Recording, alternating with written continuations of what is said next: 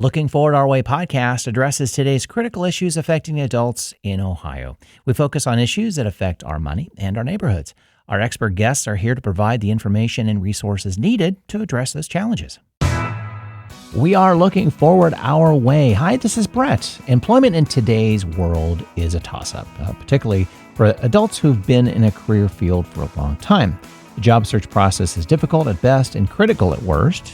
It is imperative that you try to control what you can by always being on top of your employment strategies. Let's welcome our guest, Sharon Hamersley. Some of you may know Sharon as the LinkedIn coach or the resume coach.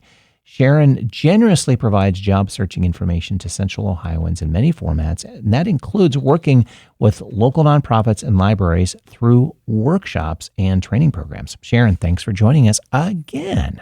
Thank you. I'm very glad to be here on a rather warm and sticky Friday. Yes, Exactly. but better than rain. So yes, better than rain. Yeah. This is true. We're good. So Sharon, thank you so much for podcasting with us again. We are calling on you every year to come in and give us all the updates and what's happening in the job market.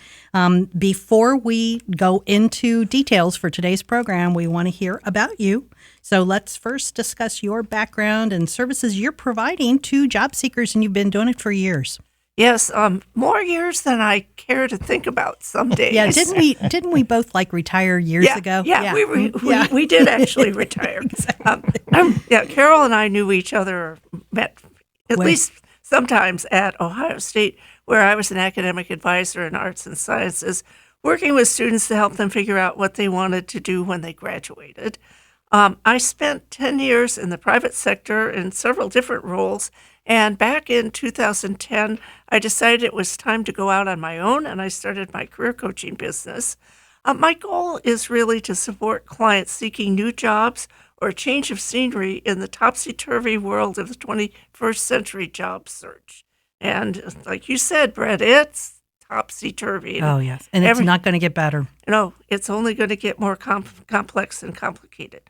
And what I do basically is provide tools, resources, and information, including resumes and cover letters, job search strategy coaching, interview coaching, and LinkedIn profile development. And I think one of our messages today really is that there are people out in the community, regardless of where you live, to our audience. There are people out there who can help you. Individuals like Sharon, nonprofits in your community. Don't think you are by yourself, and use those resources because it's going to make things so much easier and have a much more successful job search. Yes, and with the tools that we have for our virtual world, that person doesn't have to be local. You can meet on Zoom, you can meet by phone. There are lots of ways to connect with someone who is really the best person to help you. Very, very true. Yeah. And audience will have our resources, as we always do, in the show notes for this podcast and contact information for Sharon. If you like what you're hearing, she's the perfect person for you to talk to. And if by chance you, as a member of our audience, you are either a college student or you have a student in college, there are career services on every college campus. Yes. And it is so much better for a student to use that office, those free resources from the minute they start school as freshmen. Yes. Don't wait till they are ready to graduate. So, and even if you don't have a good idea initially of where you want to go next, that's something that the Career Services Office can help you sort through. Exactly. Right. Exactly. So I guess we're going to give a shout out to all of our colleagues in career services, regardless of what school they work at, but they do a phenomenal job. So Thank you to them for helping our kids. Mm-hmm. Yeah. And we often hear that even when we seem to be stable employment, we've got to remain vigilant and ready to make a career change at any time because we just don't know what's going on in the business per se. So why is this so important? And are there clues that an older job seeker should be aware of that could lead to that job loss? Yeah, it's tempting just to keep your head down and do the work to be a good employee. You know, we all think that if we're a good employee, that will save our job. And speaking from personal experience, This is just not true. So there are some signals that your job may be at risk in the environment. Any buyout or merger, if your company's going through a buyout or a merger, that's a big red flag to be on the lookout and really thinking about what's next. It's possible you'll be retained. It's very possible that you won't be. So any sort of reorganization, companies love to reorganize, and put people in different places and figure out in the process how many people they really don't need. So that, or they think they don't need. That's the thing. Sometimes you can look out in the environment and you can just see that the market for your product or service is declining. That's not real common, but it's certainly a signal that you should actually be thinking about, what's next for yourself. Oh, and a biggie, because this is what happened to me, there's a change in leadership. Okay, you can have the best boss in the entire world that you absolutely love working for, and then boom, they're promoted, they get a new job or something, and the person that replaces them is, shall we say, different and challenging. So if you find yourself... That's a very politically correct way of saying it. Yeah.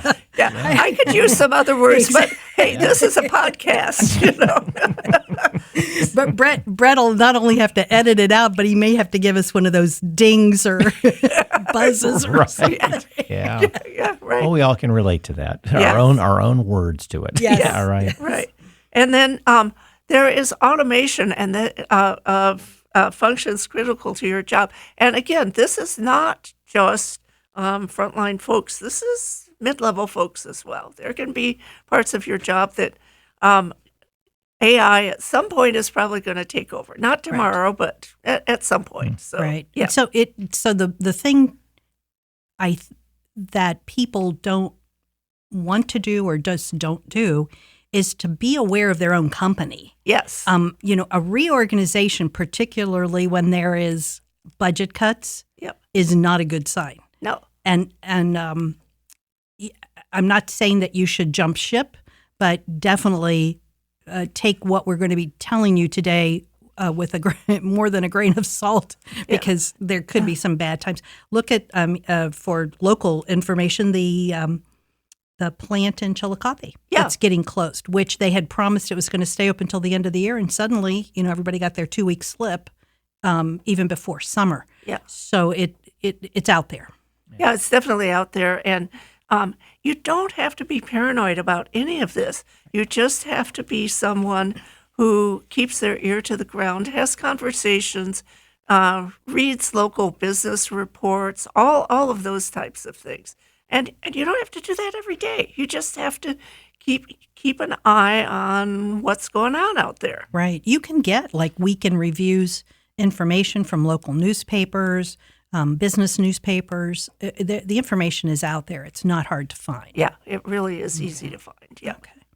So, Sharon, going back to when we left Ohio State and started at the nonprofit agency helping individuals 50 and over find work, was in the middle of the 2008 recession. Middle management was at most risk at that time, which was really the first time that had happened in our American economy. Is it possible that someone in today's employment could be at risk of a layoff or termination, even in that management role, or people at higher levels of skills? Or does the market seem to be putting just those at a lower levels in an organization at risk? Well, experience and skills are not the only considerations when companies need to reduce their headcount. Depending on the reasons that we just talked about, you may be vulnerable to a layoff no matter what your level is in the organization. And middle management, I think, to go back for just a second, is particularly vulnerable. We talked about buyouts, mergers, reorganizations, and change in leadership.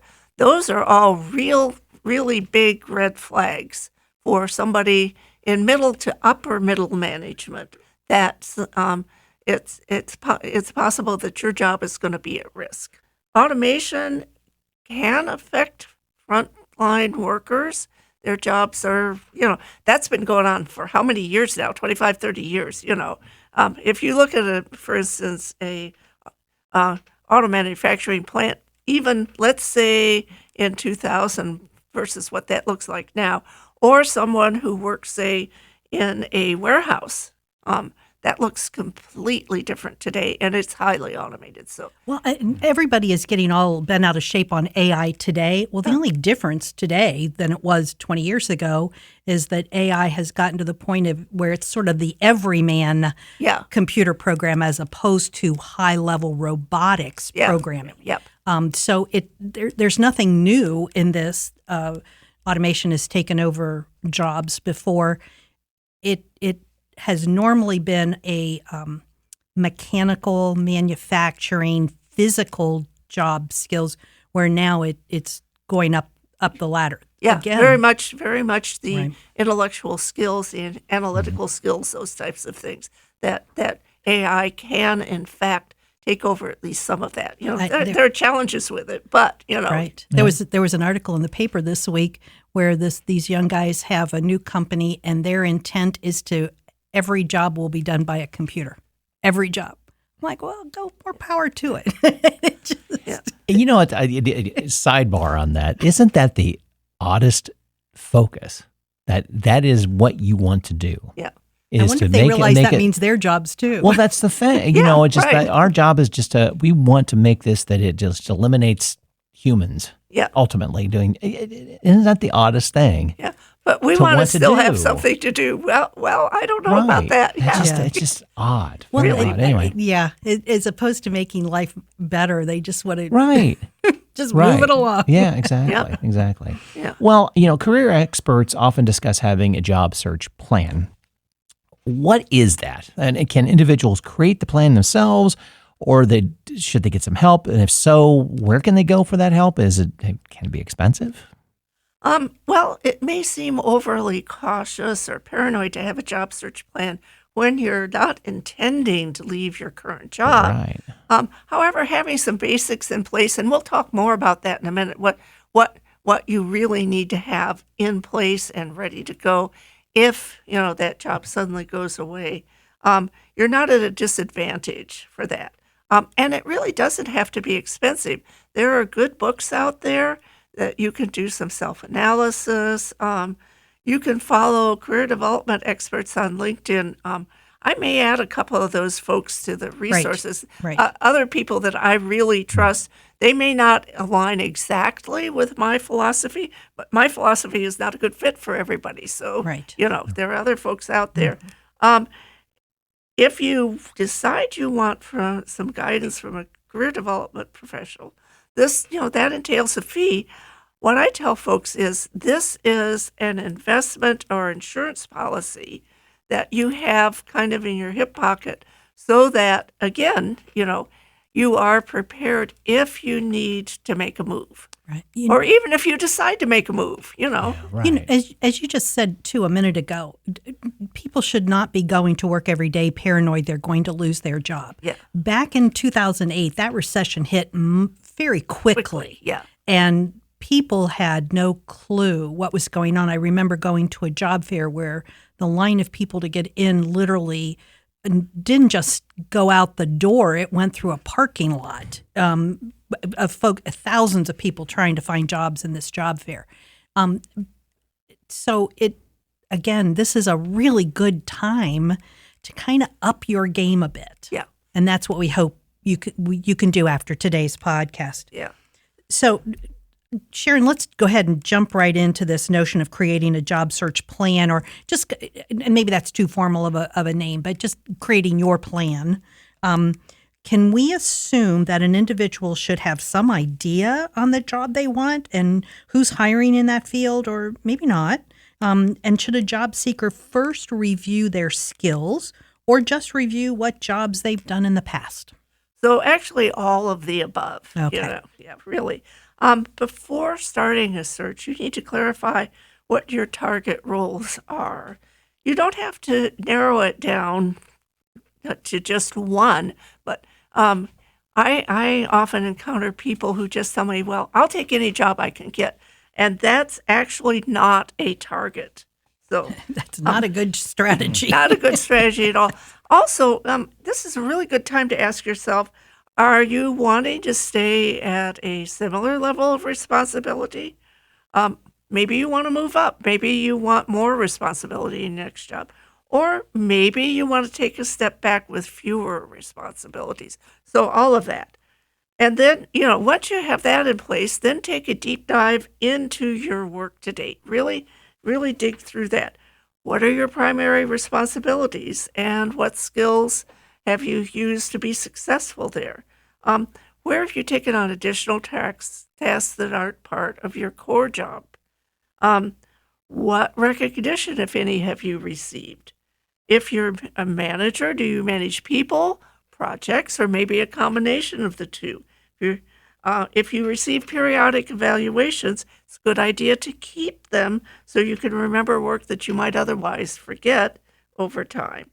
And also, this is something people usually don't think about at all, but I think it's really a great resource to have on hand, and that's if you get a complimentary email from your manager, from a client, from anyone in your work colleague, in your work environment, just save that, but not on your work computer. That's one of the big things that Don't save any of this on your work computer. Don't save any of this.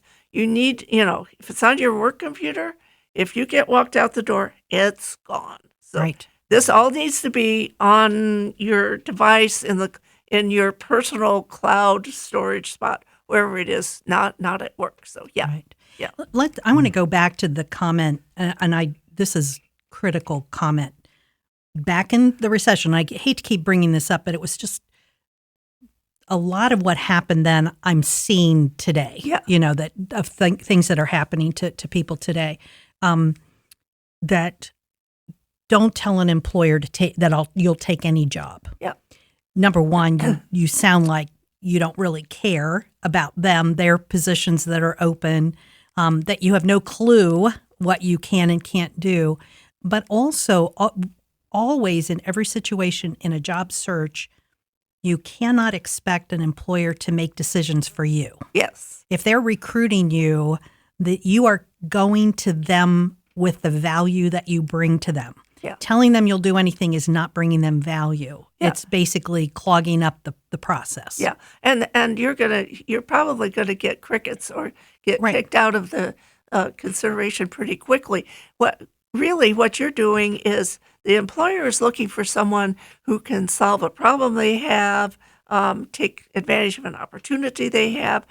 You have to show them that you're the person who can take care of that issue, who can who can help them grab that opportunity and run with it. Right. So, Exactly. Yeah. Thank yeah. you. Mm. Yeah, another piece of that reevaluation that popped in my mind when you were talking about this is now seeing this in both our kids, younger, they are in their 20s, but this remote work Yeah. is really nuanced. That just all this, I think it's that you need to consider, are you open to working outside of the office Yes. 3 to 5 days a week? Yeah. Well, and the flip side of that is if you've been working outside of the office, are you willing to go back in? Right, Yeah. that too. Plus all the negotiations that go around working remotely as well too. Just different concepts of asking for this or it's a different world with the remote work. Yeah. It really is. Yeah. And I see people commenting that it could be really difficult to build connections with the people that you're working with. You have to be, the virtual water cooler is a really tricky spot to find. I Right. think. Yeah. Right. Yeah. Well, one issue that older adults have always had in their own job searches, if they have been in a position or in a particular industry or particular career field over a long period of time, haven't had to do any job searching, the whole process is very different today. Oh, yeah. And you really need to do some homework as to what the job search process is so you're prepared to go through it. Yeah. I can't believe in one sense that I'm saying this. I coined that phrase, I help you conduct a 21st century job search, probably, 15 years ago or so now. Well, it's 2025. We're a quarter of the way through the 21st century, and people are still doing 20th century job searches. Some days it just flabbergasts me that. Yes. Yeah. Yes, exactly. So once the job seeker understands the value that they can provide an employer, they've done this evaluation, where they want to go, what they want to do, what skills they have, soft, hard. But can they determine which employers could be interested in them? Yeah, there are several strategies to do that. Before you do that, before you actually jump in to do that, this is kind of going back to the last question even a bit. What industries or market segments are you interested in? Do you want to stay in the area of your current or previous employment, branch out to new areas? We just talked about working in office, remote, or hybrid. What size company is the best fit? Some people enjoy working for the big, huge name brand, prestigious companies with well-defined roles and responsibilities. If you work for a large company, you're pretty much going to have some role and some set of responsibilities that are set. They're not set in stone, but there are kind of parameters around them. A small company, on the other hand, may actually want you to wear several different hats and juggle things. And some people are really good at that, and they would feel completely stifled if they worked in a big corporation. If you enjoy risk taking, you could use a startup. So, and then once you get that set, then you can start targeting more, you can start doing your networking. We're going to be talking more about that in a minute anyway, but you can start really gaining that information, gaining those connections based on, okay, so I know now where I need to look, what kind of companies I need, what type of roles I'm looking at, all of that. So once you have the answers to these questions, you can research companies that are a good fit using job boards, company research databases, websites, and networking.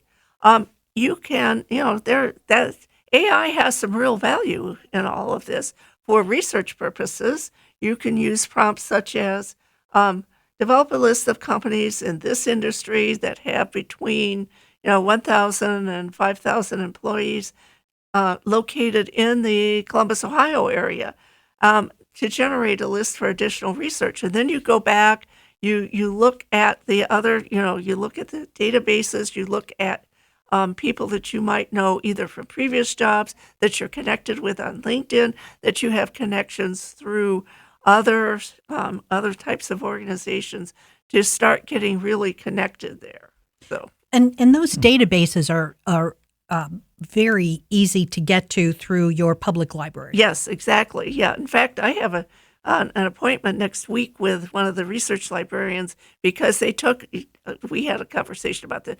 They stopped subscribing to the database that I was most used to using, and they have a new one. So I'm actually going to sit down with that person, which you can do. You can make an appointment with a real live person at your local library to learn how to use these tools and research databases. Right. If you're in the Columbus area, and you don't have to live in Columbus, you can get a Columbus Library card.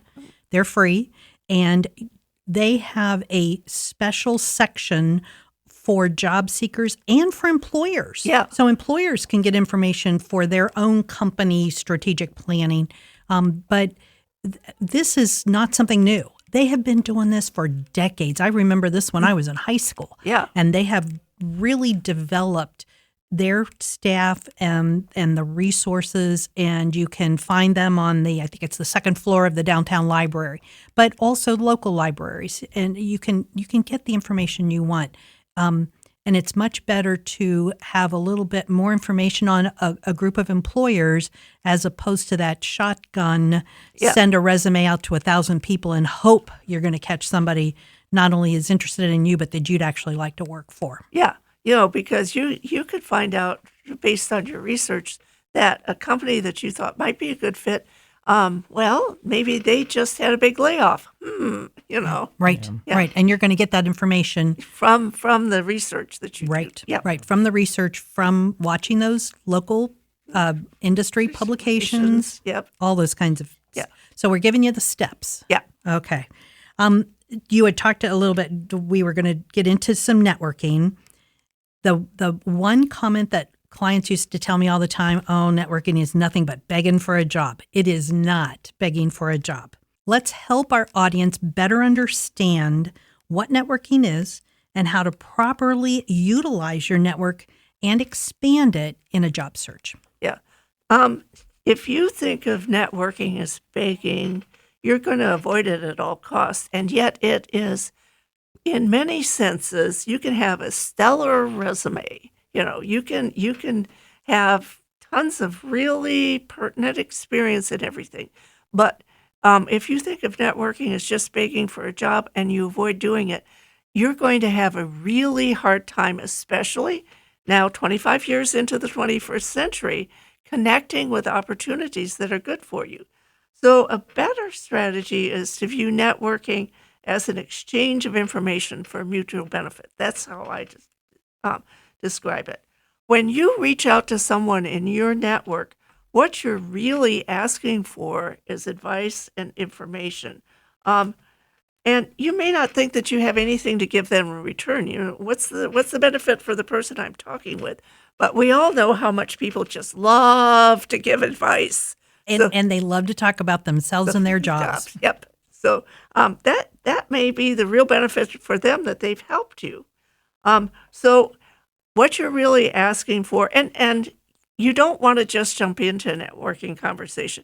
You want to have some specific pieces of information that you want to harvest or gather from whoever it is that you're talking to. Some of it just may be things like, well, we worked together for 10 years. What are my biggest strengths? Where do you see me going next? That type of thing.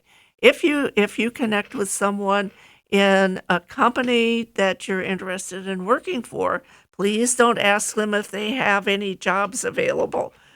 What you're really asking is, what's it like to work for this company? How long have you worked there? Do you see that people generally have opportunities to advance if they want to, those types of things. So it's really all about getting specific information from the people that you're networking with.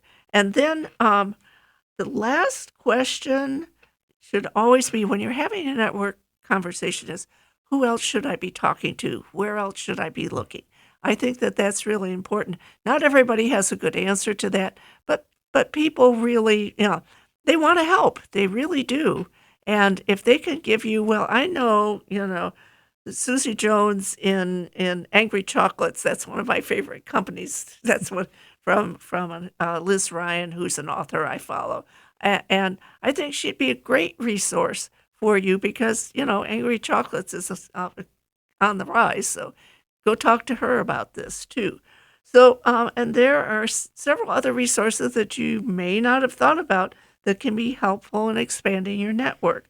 One that I push all the time, and I think it's really, really important, is your professional association. Almost every profession has an association, professional association. For instance, because I work broadly in human resources, my association is the Association for Talent Development. It used to be called ASTD, now it's called ATD, and they have a national chapter and a local chapter, and so that's a great resource. Another one, and Carol and I have been working, with the Ohio State group, is the college and alumni groups. Both in person. If your college or university has a local alumni group, get connected. Those people are connected. They really are. That includes community colleges too. Yeah, Columbus State has one of the best career service offices in the town. Yeah. So get connected with those folks. Volunteering for local nonprofits. and this is something that you have to build over time. You can't just show up and expect to suddenly have a network in that group. But if you show yourself to be a valuable volunteer over time and you're talking to people, one of the things you're going to do, like if you're working for the food bank and sorting food is, people are probably going to ask you, so where do you work? Or, what's your line of work? And you can say, well, right now I'm doing this, but I'm really interested in learning more about, and often that will spark a really good conversation. So, and then another resource that can be useful if you are a member of any religious organization, the leadership of that organization is usually pretty well connected in the community, and they know who within their congregation, within that group, probably they know some people and where they work and what their jobs are, but they can't help you if you don't talk to them. So very, very true. Yeah. One other thing, group of people, because a lot of folks that are job seeking are not looking at professional positions. Yeah. So even if you are not in a management level right now, there are other groups that you can talk to folks. You may belong to a union. You may be in an apprenticeship program. Talk to your faculty or your mentors in that apprenticeship program. Any teacher you had even when you were in high school might be of help, or the principal of your high school. They're going to know who graduated and what they're doing. So don't think that if you're not at a professional level, you have nobody to talk to. There are a lot of folks to talk to. Just sit down and kind of just do some brainstorming with yourself and think of, well, what groups, who do I normally see all the time? My kid's softball coach. There you go. Yep. Okay. That's actually true for anybody. Right. If you have kids, who do they interact with? Right. Yeah. Exactly. Yeah. Who are the parents of their friends? Yep. When we were at Ohio State, we always used to talk to students about doing informational interviewing. Yes, yeah. And that's really what networking is all about. And it was a concept that students just didn't get, and it's really too bad because it does really widen their world. Yeah. And I used to say that I could do networking because I'm inherently nosy. As I'm looking at Brett and he's laughing. Because I just always liked hearing what people did. So that was an easy way to network. But so in terms of this whole job search strategy, think of networking as part of your research and information gathering points, not your actual I'm looking for a job. Yeah. It's or do you have a job for me? That kind of thing. So just put it in the context of looking for information. Yeah. And when you look for information, that actually brings the opportunity closer to you. It's because as you start to hone in on different pieces of that information and make other connections, that's actually helping you make the connections that you're going to need when you actually maybe see a job posting out there at a company that you're interested in working for. Right. So then you have somebody in that company, or somebody who knows somebody in that company that you can actually, again, gather more resources, maybe find out more about that particular job or the hiring manager or any of those things. So doing that research and which is making those connections is what's actually bringing you closer to the opportunity that you're looking for. I'm going to throw one more thing in here. I was just looking at my notes, and I don't think we plan to talk about it. I can't tell you how often I have said, particularly to young folks, go reach out to me on LinkedIn. I'm connected to hundreds, maybe over 1,000 people. There might be somebody in there that you want to meet, and I can help you with that if you link with me. And 9 times out of 10, they don't bother. Now, these kids are on social media 24/7.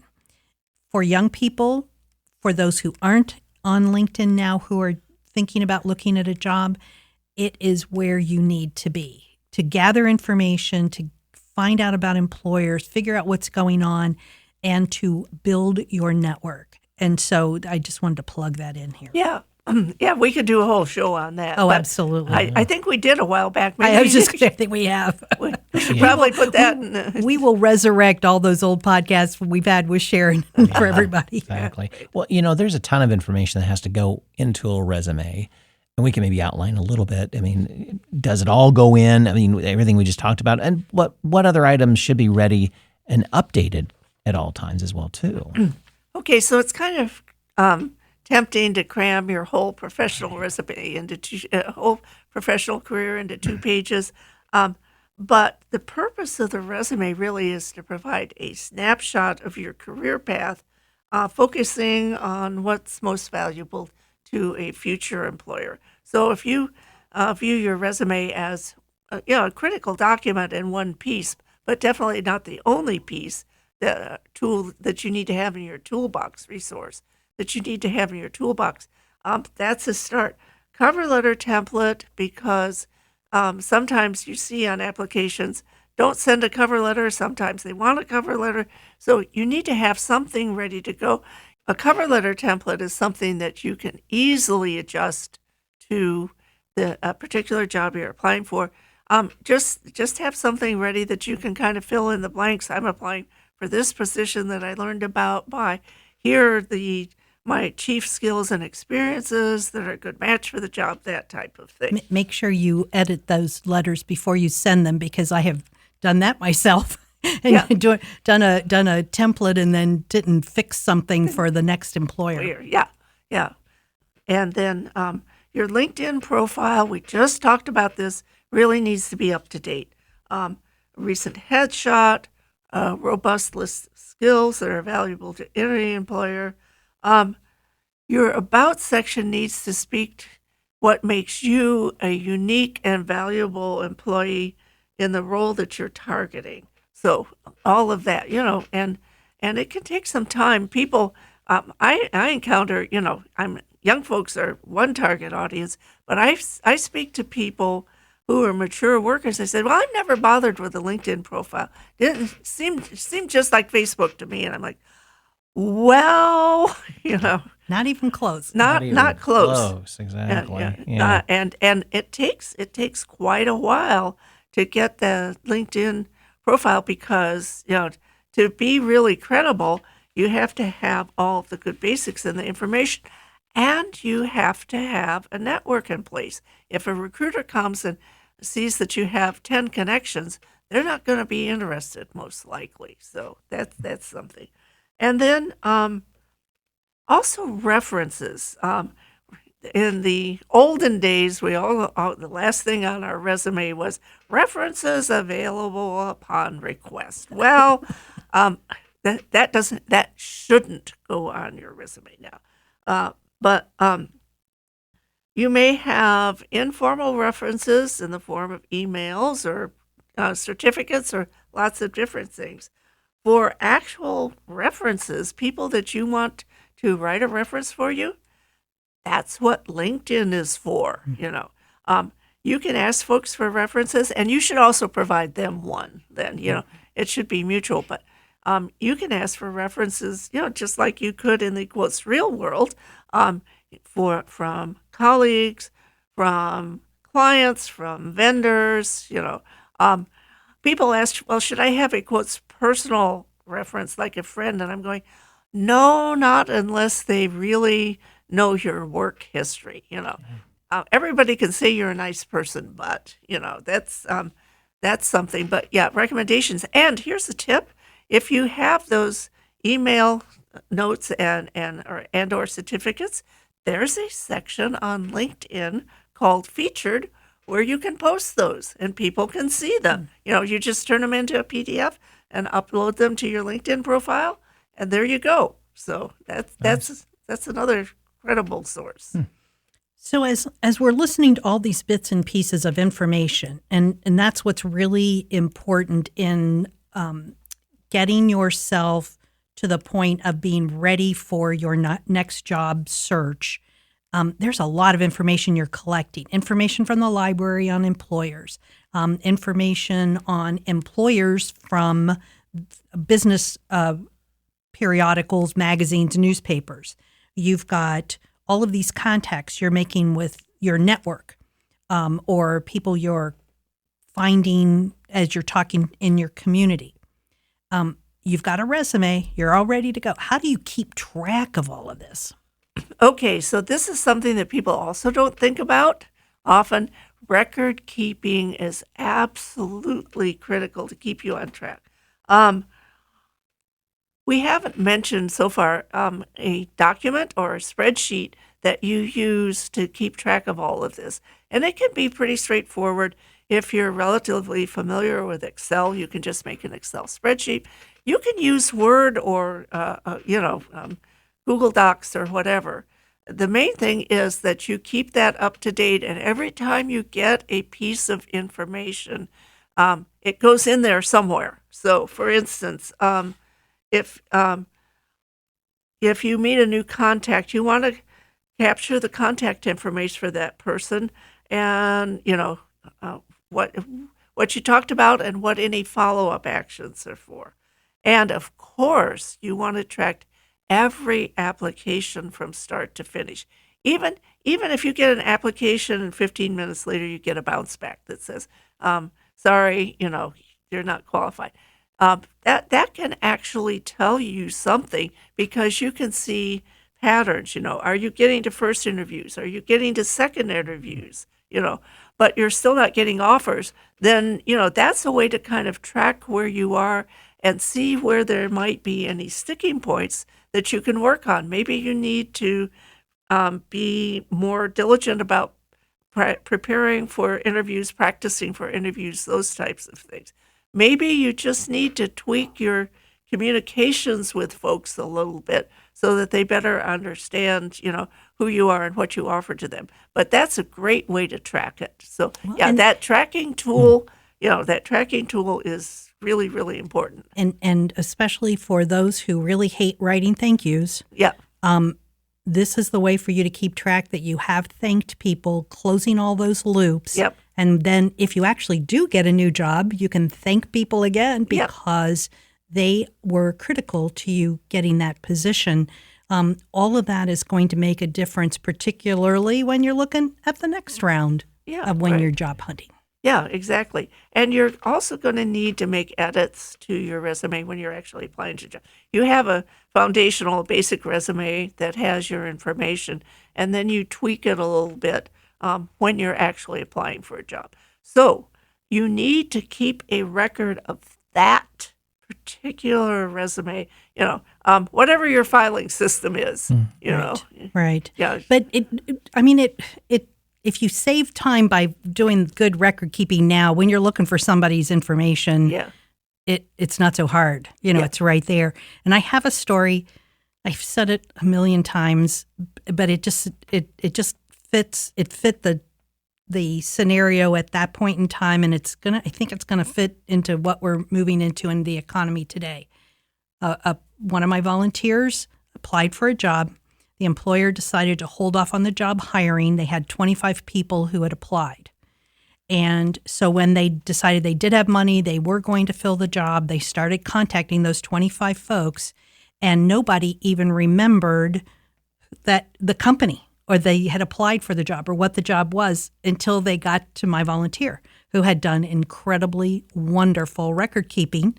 And she was flipping through her notebook or whatever it was where she had all the information as she was talking to this person on the phone, and brought up the cover letter she had given them and talked about that and her resume at the time and all this. They asked her to go in the next day for an interview and offered her the job. Yep.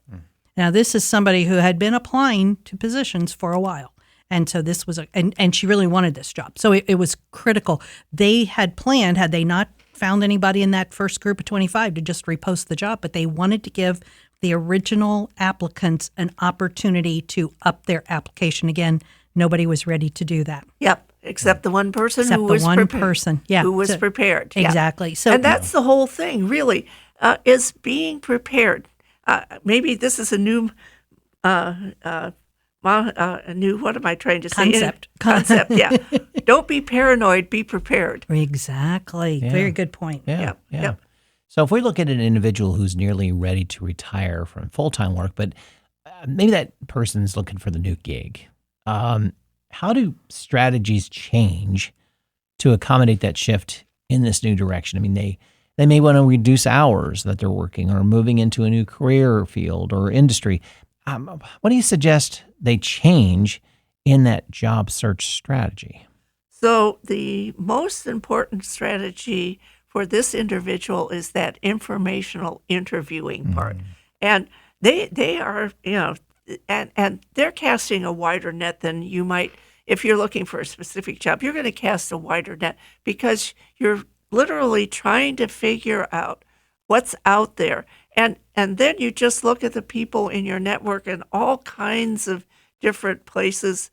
And, people, you want to talk to people who've already made that step. If you can find folks who have already moved forward into a, reduced role, some combination of volunteer work and paid work, all of those types of things, those folks are actually gold, I think, because they can really kind of show you what their path was to get there. Lots of different people could help you. And, it's not that you're targeting a specific job, but you're targeting possibilities that are out there. And in this case, the wider range of people that you can get a hold of, you can say, well, I really enjoyed doing this in my career. That's a while back. Let me talk to somebody who's doing that now. What's changed? If I wanted to do this even part-time, would it be a good fit? Sometimes you can eliminate stuff because it's like, oh no, I'm not going back to school for 2 years to get caught up in this, but Right. yeah. But Sharon and I have had a lot of conversations with folks who are trying to get to that retirement step, and many are afraid to retire because they can't see what their role will be once they retire. As I said, I think the hardest thing that happened to me when I retired was to lose my title. Yeah. And so that's where I conned Brett into giving me the title of co-host so that I had a title. But it's people can't think of it as like I'm walking off the cliff. It's the end. They really need to look at it as the next step to a new beginning. Yeah. And really in a positive light. And that's a good point. Just talk to other folks who have gone through this. They're going to help you. And it's for those of us who have retired several times and always find and are something, still thinking about retiring again. Exactly. There's just so much out there to do. Yeah. You're never going to be bored. Yep. It's all going to work out. Yeah. Right. So we've already touched on this a little bit, but let's just kind of sum it up here. There are a lot of resources, programs, and services available to job seekers across the country. What are some of your recommendations, even for people who are living outside of Central Ohio? What steps should they be taking? Okay. We talked about the library. There are also county and state agencies in probably almost every county, for sure at the state level in every state, and many county or regional employment offices. And often they really do. I know that our local Ohio Means Jobs here in Central Ohio, they have a ton of workshops. Right. And Columbus has done a great job on those programs. Yeah. Franklin County, I guess. Right. Franklin County has done a great job with that. And organizations, and I think this is true across the country, Jewish Family Services. And those services are available to anybody. Right. It's not, they are a religiously based organization, but they as Goodwill also and across Goodwill, the country. Yeah, Goodwill across the country. Yeah, I think too, a lot of times people would come to us and say, "Oh, I went to Ohio Means Jobs, or I went to so and so, and I did this and that, and they didn't help me." Well, you have to realize that if you've come in prepared, like we're talking today, it's having some notion of what it is you want to do. Maybe some employers that you're interested in, you've kind of at least have a draft of a resume, they have someplace to start with you. It's like telling the employer you'll do any job regardless. It's if you go into an agency and 9 times out of 10, the services are all free. Yeah. But you have to have someplace to start. Yeah. So you have to do a little bit of your own homework. Yeah. Right. You have to have some idea of how you think they can help you. And often if they're like, well, we're not quite what you need, but if you go over here, you can get it. Exactly. And don't be afraid to get referred to other agencies. Yeah. Because the agencies know each other's programs and services. Yeah. They will get you to the place you need to be. They're not pushing you out the door. Yeah. They're going to get you to where you need to be. Exactly. And another resource that it's just sort of a general community resource is the 211 line. You can call them, and they connect people with food banks and housing and all kinds of things. But they also connect people if you're not sure what agencies offer employment-related services in your community. The 211 line folks will know who that is. Exactly. Good point. Yeah. Good point. Well, we're coming to an end again. Good grief. It always flies, as Carol always says. And it does, because you're just absorbing so much good information. But do you have any last words of advice for job seekers in the audience? I mean, those who are employed already, those who are fearful for a job loss, those who are looking at a change in employment, moving toward maybe retirement. Yep. So, again, when you're working, it's so easy to get tied up on and focus on your day-to-day responsibilities and getting the job done.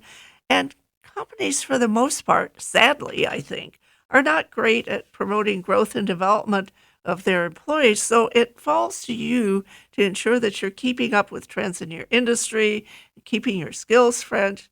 Put an appointment on your calendar at least twice a year to review your work, note any special projects, make arrangements to grow your knowledge and skills, take opportunities to connect with colleagues and other organizations through your professional groups. And these activities just, it doesn't have to take up a huge amount of time, but it will pay dividends. I can guarantee you it will pay dividends whenever that next step has to happen. So yeah, especially if you're fearful of job loss, the advice I just gave to everybody really, really applies to you. You really need to take this to heart. Make time to gather any information you have that will highlight your skills and value. That cloud storage spot that's not your work computer is a great place. Just keep as much information as you can. Ramp up your networking activities and make it a point to join professional and be visible in professional groups. Don't just go there and sit like a bump on a log at their monthly meeting. Volunteer for a role, volunteer to help them with their annual conference or to organize a happy hour or something like that. Even better, yes. Yeah, happy hours. I vote for happy hours. I do too. Yeah, right. Make sure your LinkedIn profile is up to date and use that platform to connect with potential employers. And no, your current employer can't see that you're doing this. I think people are really paranoid that their current employer is checking their LinkedIn profile every day. Not happening. For sure not. They're probably kind of busy too. Yeah. Sharon, let's put an emphasis too when you were talking about updating skills. Again, go to your library. Columbus Public Library has the LinkedIn Learning Connection. Exactly. Tens of thousands of classes that you can do for free online. Yeah. If you do it through LinkedIn, it's going to cost you. Go to your library, find out if they have that connection, do those courses for free. They're easy, they're quick. Yeah. Bits and pieces of information is all you need, but it all looks great when you're talking to an employer and saying, oh, I just did this. Yeah, right. And there's Coursera. There's all kinds, you have to vet some of that. LinkedIn really does vet, I think, the people that they're on. And I think Coursera is probably pretty good too.